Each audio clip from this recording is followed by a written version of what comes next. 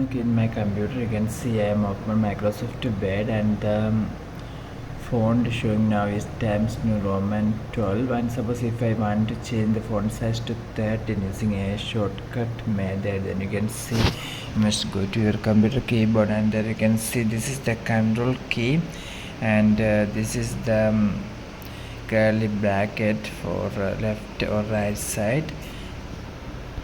So I put one finger in this control key, at the same time I put another finger in this key also. I am pressing these two keys at the same time. Okay, I'll show you once again. This is the control key and this is the so you press these two keys at the same time, then you can see that the font size change here to 30. Suppose if I want to change the font size again, then I repeat the same process, that is press this control key and this key at the same time, then you can see that the font size change to 14. So if you want to increase the font size by 1 point in Microsoft Word, you must use this keyboard shortcut, that is Control plus right bracket. For more videos you can subscribe. Thank you.